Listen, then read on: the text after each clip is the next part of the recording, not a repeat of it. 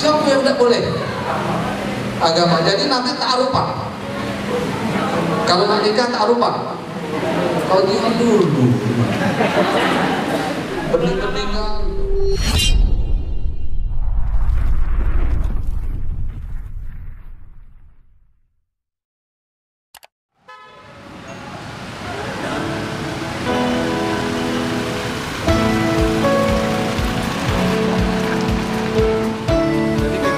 Hari ini kita diminta oleh Kesbangpol Kota Jambi untuk sebagai salah satu narasumber pada kegiatan sosialisasi bahaya radikalisme dan pluralisme yang bertempat di Balai Adat Kota Jambi.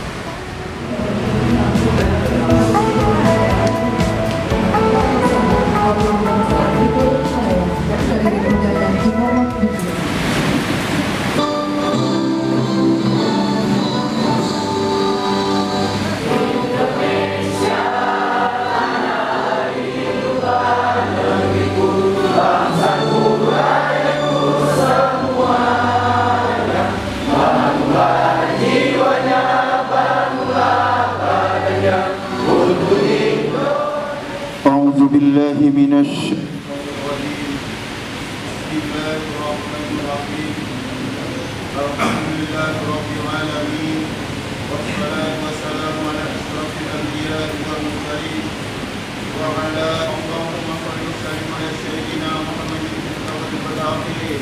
Wassalamualaikum warahmatullahi wabarakatuh. Wassalamun alal mursalin walhamdulillahi rabbil Ketua pelaksana kegiatan yang akan disampaikan oleh Kepala Badan Kesatuan Bangsa dan Politik Kota Jambi kepada Bapak Dr. Andes Raden Jufri ME, kami dipersilakan. Assalamualaikum warahmatullahi wabarakatuh.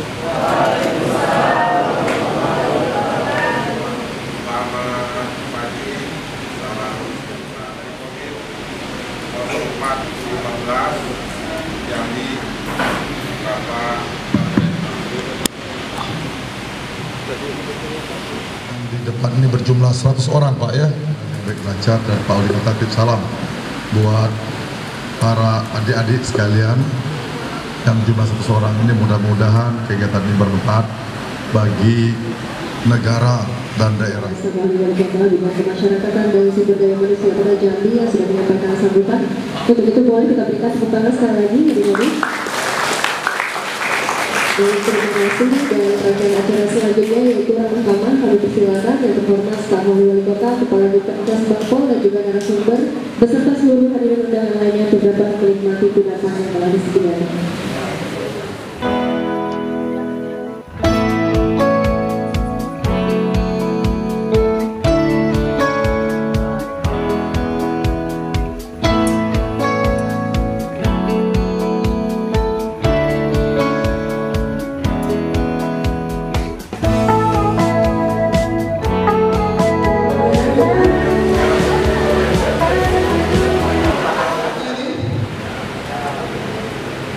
Biasanya kalau orang Jambi itu sebelum ini berpantun, enak. Ikan sepat, ikan gabus, ikan lele, lebih cepat, lebih bagus, tidak bertele-tele. Ada tidak yang berpantun macam itu? Jangan ya, karena ada ini menerus masa depan. Silakan nanti lihat video yang ada di depan biar lebih kenal sama saya.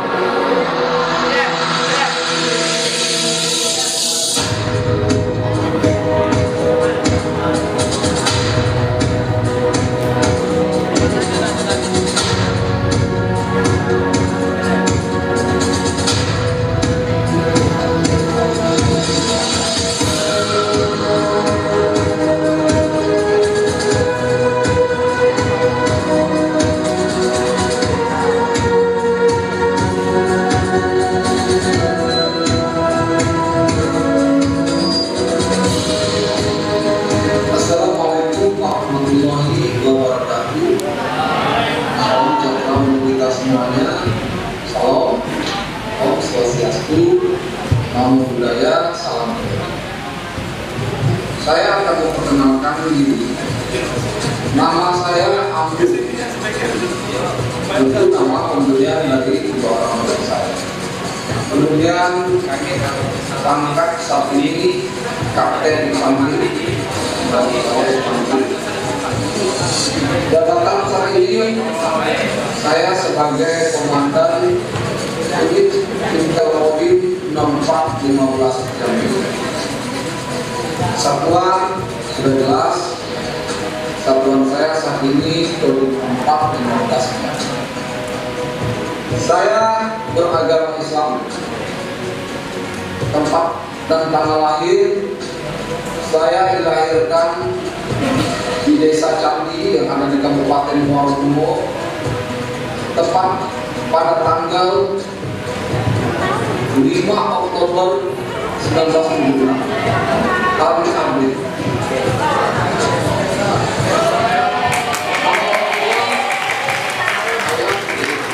Haji Ayub almarhum, kemudian nama ibu Haja Soleha almarhumah. Saya putra ke-6 dari 8 bersaudara. Untuk alamat saat ini saya tinggal di Jalan Golkapuri, Lorong Riau,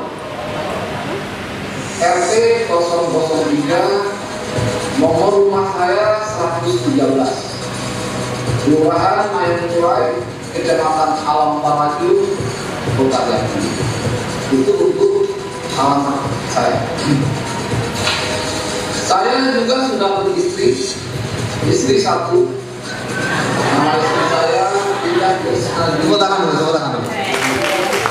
Kemudian saya sudah memiliki 4 orang anak, semuanya putra. Yang pertama, Pak Alwi Mawaisu, umur saat ini 19 tahun.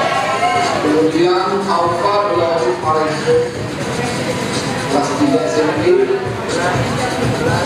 Yang ketiga, Muhammad Akram Abdullah, 3 tahun setengah. Yang bungsu Atta Zehan Abdullah, umurnya 1 tahun.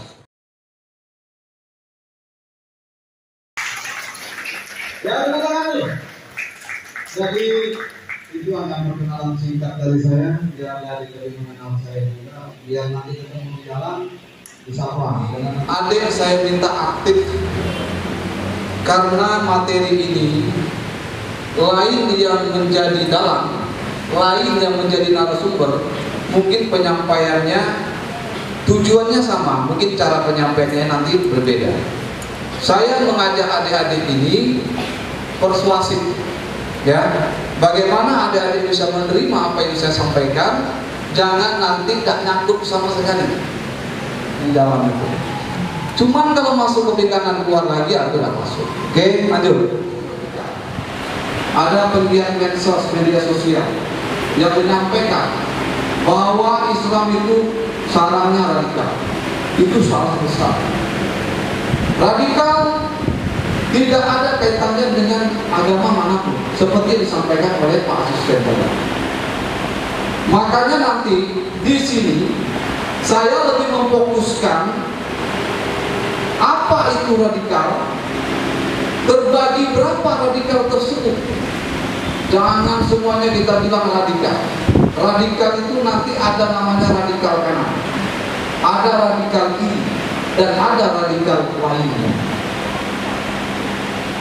Jadi jangan disamaratakan. Tujuan saya datang ke sini agar peserta mengerti tentang pengetahuan radikalisme dalam pelaksanaan tugas adik selaku mahasiswa. Biar demonya jangan salah. Tapi hati-hati kalau ada adik sudah turun ini memang suara-suara lain. Jangan mentang-mentang begitu besok kamu demo. Ya. Oke, ini ruang lingkup. Yang pertama nanti pendahuluan. Yang kedua pengertian radikal kiri. Nanti kita bahas satu-satu. Jangan langsung kita campur aduk radikal itu. Apa itu radikal kiri? Apa itu radikal kanan? Apa itu radikal lainnya? Setelah pulang dari sini, baru ada yang nyampaikan. Misal orang tua itu Pak, itu radikal kanan. Ya. Dari mana tahu? Dari Pak Amrul tadi jelaskan. Itu radikal kiri. Minimal kita tahu. Kemudian nanti apa itu radikal kanan? Kemudian apa itu pengertian radikal lainnya? Terus strategi menghadapi gerakan radikalisme, kemudian penutup. Selesai, sudah penutup. Ya, kita lanjut yang pertama. Ini referensi yang saya gunakan. Jadi saya berdiri di sini bukan ujung-ujung pegang mic terus ngomong sama adik-adik, tidak. Semua yang kita sampaikan harus ada fakta, harus ada dasarnya. Nih, adik baca lah deh, ya. Kalau ada tapi nanti nggak baca lah deh. Ah, foto dulu. Bukunya ada di kantor saya. Nanti yang mau butuh tentang radikal sama terorisme nanti ke kantor saya. Nanti saya kasih nomor HP saya. Mau nomor HP saya nggak? Atau nomor HP anak saya?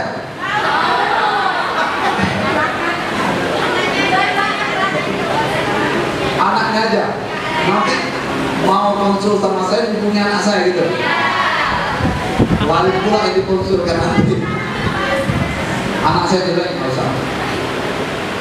Ini banyak ganteng-ganteng nih. Ya. Kemudian kita lanjut. Saya jelaskan dulu. Ini kalau adik tidak sempat menulis, foto aja nggak apa-apa. Kalau saya jangan difoto, nanti viral. Ya, ini. Apa itu radikalisme? Paham yang menginginkan perubahan sosial dan politik dengan cara praktis dan kekerasan. Seperti disampaikan oleh Pak Asisten tadi itu sudah mendekat. Jadi dia ini ingin perubahan secara praktis, cepat, instan. Semua hal yang instan itu tidak baik. Kita pelan-pelan saja, santai sampai selesai, tapi tujuan tetap tercapai. Ciri-ciri radikalisme: intoleran, tidak mau menghargai pendapat dan keyakinan orang lain. Nanti pada saat di kampus ada rapat BEM lah contohnya, ada yang menolak pendapat, nah itu radikalisme kata Pak Amru, ya. Pemahamannya harus kita tempatkan di tempat jelas ya. Jangan semuanya kita bilang intoleran. Intoleran dalam arti nanti arah radikal kanan, kiri sama radikal lainnya. Kemudian fanatik, selalu merasa benar sendiri, menganggap orang lain salah. Kemudian eksklusif, membedakan diri dari umat Islam umumnya. Ini kalau dia beragama Islam. Kalau dia beragama Kristen, ya dia berarti mengistimewakan diri dia dari yang seagama sama dia. Contoh, ada satu masjid yang tidak boleh orang sholat selain kaumnya dia. Orang masuk numpang sholat langsung dipel. Itu tidak ada ajaran di agama kita. Itu salah satunya. Dia merasa lebih eksklusif, merasa lebih dari yang lainnya. Kemudian revolusioner, cenderung menggunakan cara-cara kekerasan untuk mencapai tujuan. Ini ada 4 ciri-ciri radikalisme. Kemudian apa faktor yang menyebabkan paham radikalisme? Faktor domestik. Apa domestik ini deh? Kalau di bandara kan sering kita dengar penerbangan domestik. Dalam apa? Adik dari fakultas mana ya? Itu masa dari sini ada yang jawab? Mana? Slide-nya kalau misalnya bukan salah saya deh tadi. Ini memang mestinya, tapi tidak lawan. Nanti ada pula nyanyi jangan salah. Apa yang di TikTok tuh? Entah siapa yang salah. Ya kan? Yang penting tujuan tercapai. Setuju ya? Kemudian kondisi dalam negeri semisal mengalami krisis kemiskinan, ketidakadilan atau merasa cenderung dengan pemerintah. Sekarang sudah terjadi belum? Masyarakat sudah merasa belum? Nah, berarti kita kerawanannya di sini. Ini salah satu penyebab nanti akan terjadi paham radikal. Kemudian faktor internasional. Kalau tadi sekarang di luar. Pengaruh lingkungan luar negeri yang memberikan daya dorong tumbuhnya. Apa nih? Sentimen ini apa? Saya ini sentimen sekali sama ini. Apa? Sensitif. Apalagi? Kalau orang sentimen ini, dia mau bagus bagaimanapun, tetap jelek di mata dia. Ya. Kemudian keagamaan seperti ketidakadilan global, politik luar negeri yang arogan, dan imperialisme modern negara adidaya. Negara adidaya negara apa saja? Amerika, siapa? Rusia, termasuk China. Sangat terkait dengan pemahaman keagamaan yang dangkal dan penafsiran kitab suci yang sempit dan harfiah. Maksudnya begini, ini biasanya orang yang baru mau taubat ini, baru belajar agama, kemudian gurunya salah mengajarkan. Nah, ini rawan. Ujung-ujungnya yang seperti disampaikan oleh kepala Pak Asisten tadi, ada bom bunuh diri mas kawin. Dari mana ceritanya? Kita ngebom orang, bunuh orang, kita kaget mati di tubuh bidadari. Syahid dalam Islam itu berbeda. Ada nggak istilah syahid dalam Islam? Ada. Cuma bukan syahid yang menzolimi orang lain. Di negara kita ada berapa agama? Ada yang 5, ada yang 6, ada yang 7. Yang 5 angkat tangan. Yang 6, yang 7. Jadi yang tidak angkat tangan ini yang berapa? Dek, ada yang berapa agama yang disahkan undang-undang di negara kita? 6. Bisa dijelaskan? Islam, Hindu, Buddha, Kristen,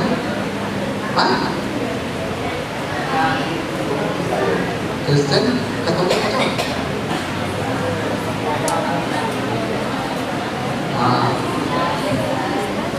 Jadi agama yang disahkan oleh undang-undang itu di Indonesia itu ada 6. Yang pertama Islam, Kristen Katolik, Kristen Protestan, Hindu, Buddha, dan Konghucu. Sekarang kita mulai masuk pembahasan, kita persempit lagi. Kalau tadi kita bicara masalah radikal, sekarang kita bagi perbagian. Apa itu radikal kiri, apa itu radikal kanan, dan apa itu radikal lainnya. Kita mulai dari radikal kiri. Coba kiri, tangan kiri angkat coba. Jangan tinggi-tinggi, kasihan kawan sebelah. Radikal kiri, ingat. Radikal kiri suatu paham anti agama yang menghendaki pemberlakuan sistem komunisme dalam bernegara. Radikal kiri, ya, yang menghendaki pemberlakuan sistem komunisme berkaitan dengan ideologi kita Pancasila. Sesuai dengan TAP MPRS nomor 25 tahun 1966 itu belum dihapus sampai sekarang. Larangan paham komunis ada di Indonesia, yaitu PKI. Kalau orang sibuk bicara PKI gini segala macam, boleh atau segala macam, selagi TAP MPRS nomor 25 tahun 1966 belum dihapus, maka paham komunis tidak boleh ada di Indonesia. Ini masalah ideologi. Jadi kalau kita bicara radikal kiri, berarti masalah ideologi. Kalau radikal kiri berarti apa? Ideologi. Ingat nih, nanti ada radikal kanan, ada radikal lainnya. Nih, saya lanjut? Bisa saya lanjut? Bisa? Nah, inilah ciri-ciri radikal kiri berkaitan dengan komunis. Komunis itu ada Moskow, ada Cina, ada Barat. Ada 3. Ya. Jawab juga sama deh. Nanti tanya jawab bebas ya. Masalah pribadi juga boleh, tapi jangan curhat. Cukup Lesti Lesti apa? Cukup dia saja yang curhat. Saya tuh bingung tuh kalau berita-berita itu cepat sekali viral. Ya. Ini slide saya ini banyak sebenarnya ya. Jadi intinya kalau radikal kiri itu berkaitan dengan ideologi, yaitu Pancasila. Pancasila itu adalah dasar negara kita, tidak bisa dirubah, ya, tidak bisa digantikan dengan apapun, tidak bisa diganti dengan paham apapun. Ada yang menyatakan ingin menggantikan dengan salah satu ayat kitab suci, tidak bisa. Kenapa tidak bisa? Karena di Indonesia itu ada beraneka macam agama, suku, budaya. Ya, kalaulah kita paksakan satu kitab agama untuk menjadi dasar negara, pecahlah kita ini. Pemahaman paham. Kenapa PKI kemudian komunis yang menganut paham komunis itu kita anggap bahaya laten? Karena dia sudah paham. Oh enggak apa, enggak ada itu. Ada. Karena paham itu apabila sudah tertanam di dalam dirinya seperti kita, bagaimana kita memahami agama kita. Saya contohkan, adik agamanya apa? Berdiri deh, sini deh. Adik ini ganteng adik ini. Ada cowok, ada cewek belum? Tidak boleh pacaran. Siapa yang tidak boleh? Agama. Jadi nanti ta'arufan. Kalau nak nikah ta'arufan. Kalau jangan dulu. Bening-beningan gitu. Coba gimana terus, pandang sekilas. Sini, kau sini deh. Aku nak bertanya kamu dulu. Kamu saksinya ya. Saya contohkan ini paham. Sini. Nah, kenapa saya contohkan? Biar ada yang paham. Nanti saya menyampaikan materi ini sesuai dengan audiens yang ada di depan saya. Ini kan ada ini mahasiswa nih. Kau agamamu apa? Islam. Kau? Islam. Kau dapat agama Islam dari mana? Dari keturunan. Berarti dari orang tuanya, ayah dan ibunya. Berarti ayah dan ibunya adalah memeluk agama. Ayah dan ibumu dapat agama Islam dari mana? Dari keturunan juga. Ya. Berarti kakek nenek. Berarti kakek neneknya adalah Islam. Sekarang kau aku ajak masuk agama Buddha, mau tak kau? Mau tak? Nah, mau atau tidak? Lebih tepatnya itu mau atau tidak? Kalau untuk sekarang belum mau, Pak. Kalau dia mau, berarti dia pahamnya kurang ini. Kau mau nak kau ajak masuk agama Hindu? Tidak lama. Karena paham di dalam dirinya sudah tertanam. Makanya ya duduk. Ini agak ragu nih. Oke, lanjut. Kenapa adik kayaknya antusias sekali ngeliat dia? Adik. Iya. Kau lihat dulu. Adik itu semangat sekali ngeliat konten tadi. Karena dia bilang ada manis-manisnya gitu. Yang terbisu saja ya, biar enggak ini. Kemudian kita, karena ini waktunya singkat, nih coba adik baca ketetapan MPRS nomor 25/MPRS tahun 1966 tentang pembubaran Partai Komunis Indonesia. Pernyataan syarat di seluruh wilayah negara Republik Indonesia bagi Partai Komunis Indonesia dan larangan setiap kegiatan atau untuk menyebarkan atau mengembangkan paham atau ajaran komunis, Marxisme dan Leninisme. Itu bukan saya yang berbicara, tapi TAP MPR. Oke, kita lanjut karena kita dikejar sama waktu, tidak boleh lama-lama. Kalau tadi radikal kiri, sekarang kita bicara radikal kanan. Ini sebenarnya materinya banyak saya potong. Kalau saya jelas secara detail, waktunya nggak nyampe. Saya diberi waktu jam 11 lewat 11. Kalau sudah kurang 10 menit, tolong ingatkan saya. Nanti tanya jawab. Oke ya, setuju ya? Kalau misalnya sudah jam 11, Pak, sudah jam 11. Oke.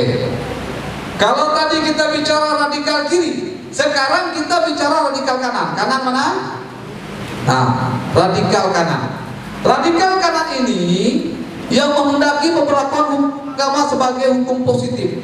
Dia kaitannya dengan agama aliran keras. HTI, ISIS. Siapa yang tahu dengan HTI?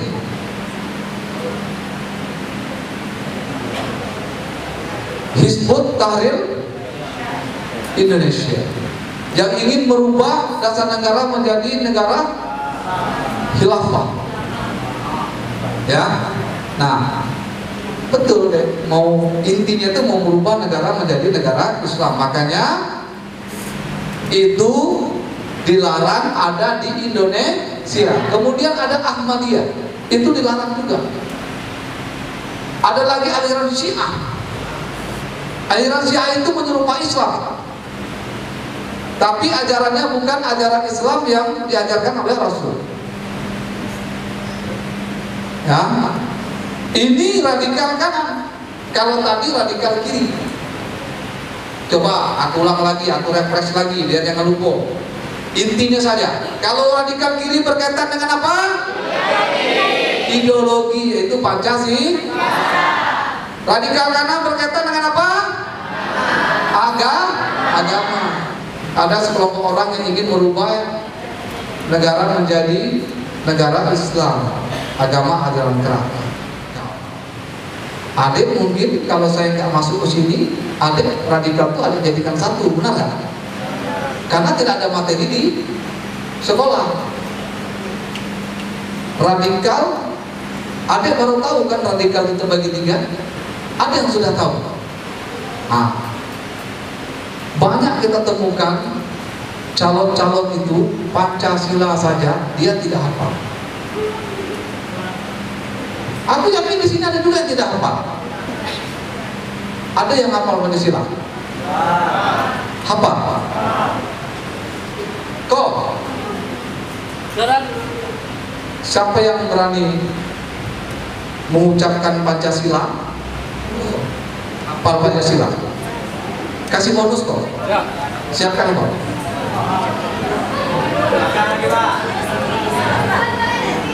Boleh. Tunggu dulu. Sekarang ya, turun lagi.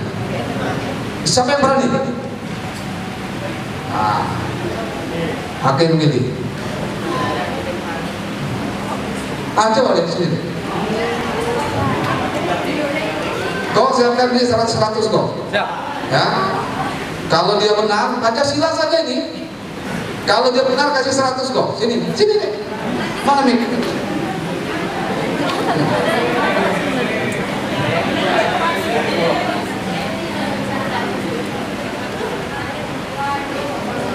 Pancasila. 1. Ketuhanan yang Maha Esa. 2. Kemanusiaan yang adil dan beradab. 3. Persatuan Indonesia. 4. Kerakyatan yang dipimpin oleh hikmah kebijaksanaan dalam permusyawaratan perwakilan. 5. Keadilan sosial bagi seluruh rakyat Indonesia. Terima kasih dong. Nih, bonus. Tepuk tangan dulu.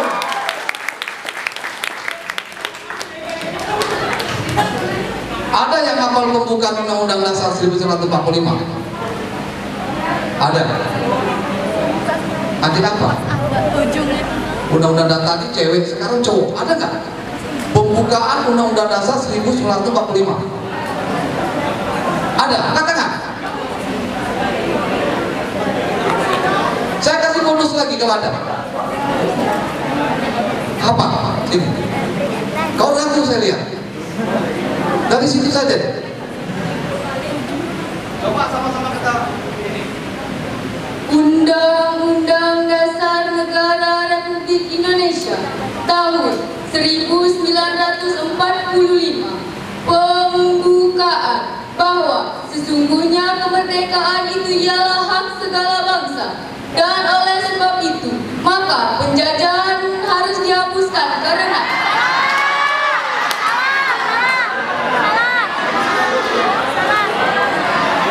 siapa lagi? Ini belakang. Ini mahasiswa atau dosen? Dosen ini. Oh, mahasiswa. Undang-Undang Dasar Negara Republik Indonesia tahun 1945 pembukaan bahwa sesungguhnya kemerdekaan itu adalah hak segala bangsa, dan oleh sebab itu maka penjajahan di atas dunia harus dihapuskan.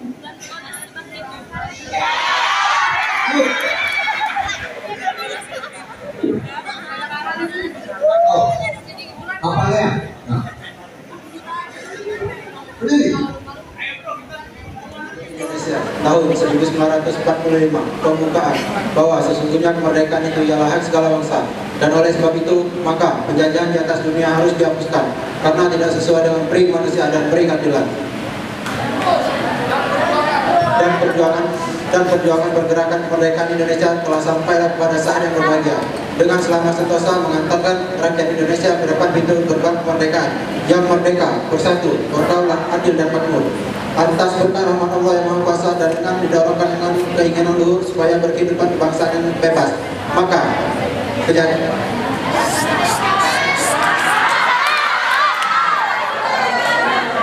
kurang yang kalau tadi kurang ya, tapi kau lanjutkan aja lah kalau yang bebas terus kurang terus yang bebas terus nanti habis waktunya terus lupa lagi ya satu kali lagi cepat siapa? Hah? Yang betul-betul apa habis waktu kita apa deh sini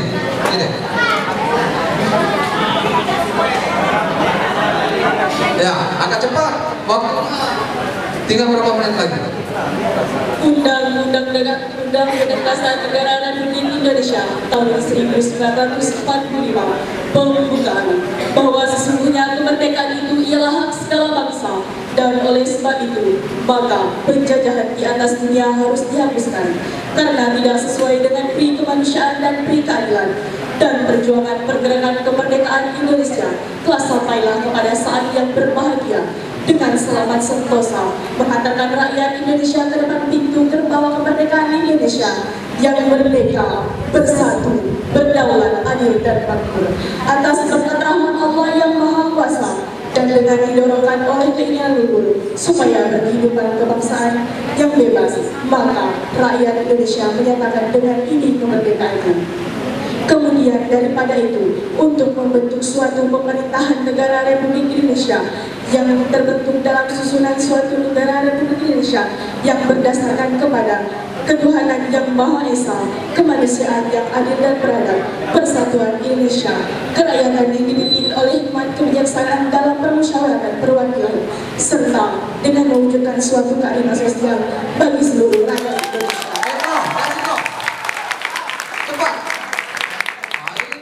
Baru luar biasa.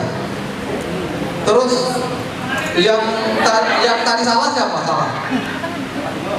Jadi gini, di dalam pembukaan Undang-Undang Dasar 1945 ada butir-butir Pancasila. Makanya undang-undang bisa diamandemen, tapi pembukaan Undang-Undang Dasar 1945 tidak boleh diamandemen. Yang boleh diamandemen adalah pasal-pasalnya. Apabila kita merubah daripada Undang-Undang Dasar 1945 yang ada butir-butir Pancasilanya di situ, berarti kita merubah ideologi negara. Oke, lanjut. Ada lagi yang hafal ini lagu Batakari? Kemudian ini ciri-ciri radikal kanan. Coba kita lihat. Ciri-ciri radikal kanan sasaran pengaruh adalah pada golongan penganut agama tertentu melalui pemuka agama. Yang kedua, faktor ekonomi. Kalau faktor ekonomi ini sangat berpengaruh ya terhadap seseorang, psikologinya bisa kita rubah, instomnya bisa kita rubah, otaknya bisa kita cuci, ini faktor ekonomi. Sekarang banyak orang mengkhianati agamanya, banyak orang mengkhianati bangsanya, banyak orang mengkhianati golongannya karena ekonomi. Kemudian yang berikutnya politik. Politik ini kejam. Dia tidak mengenal lawan dan kawan. Pokoknya yang tidak mendukung, yang tidak ini itu. Makanya saya tidak mau berpolitik. Kemudian sosial. faktor sosial juga terkadang mempengaruhi. Yang keempat, membentuk kader-kader melalui institut-institut pendidikan agama dan latihan-latihan tertentu. Mau nanya, bisa nggak radikal lintas agama? Bisa. Radikal lintas agama. Orang dalam satu kegiatan radikal itu ada Islam, ada Kristen, ada Buddha. Dalam satu kegiatan dia tetap satu golongan ada itu. Jadi kalau misalnya ada Islam, Kristen. Karena namanya radikal karena berkaitan dengan agama. Agama yang diangkat. Nah, ya, kalau radikal kiri tadi bisa. Jelas ya? Itu bedanya. Kemudian memusuhi agama lain. Jadi agama lain itu dianggap tidak benar. Sekarang itu di dalam ajaran agama manapun, kita agamamu, agamaku, agama.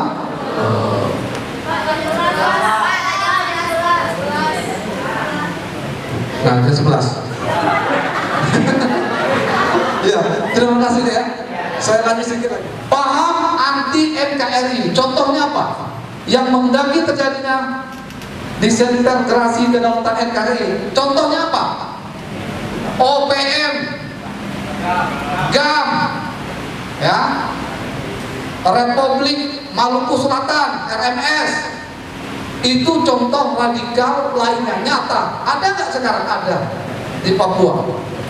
Dia ingin mendirikan negara di dalam suatu negara. Dia ingin membuat struktur baru pemerintahan di dalam pemerintahan. Dia tidak mau mengikuti pemerintahan yang sah. Nah, itu radikal lainnya. Kemudian radikal lainnya itu bergerak dengan nyata. Kalau seperti Papua, menggunakan senjata api atau tidak? Ya. Menggunakan senjata api, berarti gerakannya sudah nyata. Lanjut. Sifat gerakan meralah, spontan dan ini dia spontan. Dia tidak ada perencanaan yang jelas. Contoh OPM itu menghadapi TNI yang ada. Seperti di YouTube yang terakhir, pekerja jalan bawa ekskavator, udah lihat? Ya, dibantai, dibunuh. Spontan dia melihat langsung. Dia tidak ada perencanaan yang jelas. Kemudian ini coba ada dilihat. Ini bukti nyata radikalisme itu ada di wilayah. Karena saya Kodim Jambi, wilayah saya Batanghari, Muaro Jambi dan Kota Jambi, ini kegiatan radikal yang ada di wilayah. Ini adanya beberapa kejadian tahun lalu warga asal Provinsi Jambi yang dideportasi dan gagal berangkat ke Suriah. Nih. Kemudian yang terakhir tanggal 16 Agustus 2022 kemarin, baru beberapa hari, ini penangkapan terduga jaringan teroris oleh Densus 88 Polri di Sungai Gelam di RT 1. Nah, di RT 1 ada tidak tahu kan, karena senyap, gerakannya senyap. Tapi kita tidak juga boleh langsung menghakimi orang seolah-olah yang ciri-ciri yang seperti yang saya sampaikan itu semuanya teroris. Jelas ya? Ada orang yang melaksanakan syariat agamanya, mungkin ceramahnya jingkrang, kemudian berjenggot, tapi dia tidak melaksanakan kegiatan-kegiatan radikal. Dia tidak bisa dinyatakan radikalisme nasional. Sekarang apa dampak radikalisme di Provinsi Jambi? Kita nggak usah jauh-jauh. Provinsi Jambi ini dampaknya menurunnya citra Provinsi Jambi, negara dan agama, timbulnya sikap diskriminatif terhadap golongan tertentu. Jadi kita timbul kalau orang pakai celana jingkrang, kemudian berjenggot, jidatnya hitam, pikiran kita udah kotor tuh. Wah, ini nih sering kita ngomong. Kalau kita melihat orang celana jingkrang, masjid, kelompok teroris. Ya, apalagi sekarang ada pula istilah kadrun cebong. Udah jadi ikutan. Itu bahasa PKI itu. Kita masuk ke tanya jawab. Wah, ini waktunya sudah habis. Silakan yang mau bertanya. Setelah terpapar personal ini, jadi kalau secara umum ini, kalau secara personal, sebenarnya orang yang terpapar itu, dengar sini, orang yang terpapar radikalisme itu sangat sulit untuk menyembuhkannya. Benar atau benar? Caranya pendekatan. Yang pertama, face to face, pendekatan dari hati ke hati. Contoh, Mungkin orang terdekat, ini yang terpapar nih. Ini kalau sudah terpapar seperti bucin, mudah cinta. Dia mau dengar siapapun yang menasihati dia tidak akan dengar, benar ya? Karena dia sudah terpapar, pahamnya sudah lengket seperti saya sampaikan tadi. Bapakmu agamamu, nenekmu apa, diajak agama itu, dia sudah terpapar. Untuk mengembalikan seseorang ini yang pertama teman terdekat. Yang kedua sering-sering kita ajak seminar seperti ini. Yang ketiga adalah keluarga. Yang keempat dari diri dia sendiri. Yang paling berpengaruh adalah lingkungan. Selagi dia bergaul dengan orang yang terpapar radikalisme, sampai kapanpun siapapun yang menasehati, siapapun yang memberi pemahaman tidak akan masuk di otaknya. Nah, jadi dia yang pertama, kalau dekat, dia bisa menyampaikan secara perlahan. Kemudian orang sekitar, keluarga, kemudian yang mungkin kalau pacarnya yang mengerti, yang bisa menyembuhkan orang yang dia percaya. Kalau misalnya kau terpapar nih, ujung-ujung aku nak nyadarkan kau, bisa gak? Kau kenal gak sama aku? Bisa? Yakin kau? Nah, kita sudah tahu jawabannya.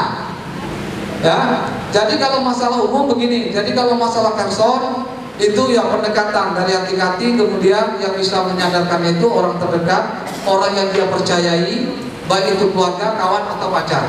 Kemudian kita berikan masukan-masukan bagaimana itu tentang toleransi, berbudaya, beragama dan bersosialisasi yang benar.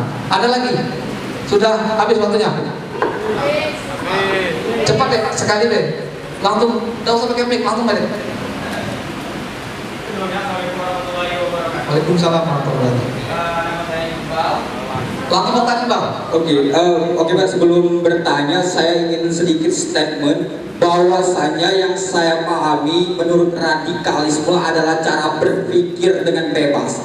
Kemudian jika kita berbicara tentang radikalisme, itu ada yang namanya jika dilandasi atau ditambah dengan suatu kekerasan akan menjadi yang namanya terorisme, dan jika mengujar kebencian akan dinamakan ekstremisme. Artinya radikal teroris ekstremisme adalah kegiatan yang sangat-sangat tidak baik. Tetapi pada tahun 1918 bukankah arti kata radikalisme itu positif Pak? Itu dengan terbentuknya yang namanya radikal konsentrasi yang didirikan oleh pejuang Indonesia untuk memerdekakan negara kita, yang dipelopori oleh Budi Utomo dan Serikat Islam. Nah, apakah hari ini kata radikalisme itu seolah-olah dibangun oleh pemerintah untuk menciptakan suatu propaganda, untuk menjudge atau mendiskriminasikan suatu oknum atau agama tertentu yang biasa kawan-kawan sebut, kawan-kawan lihat? Kalau seperti itu,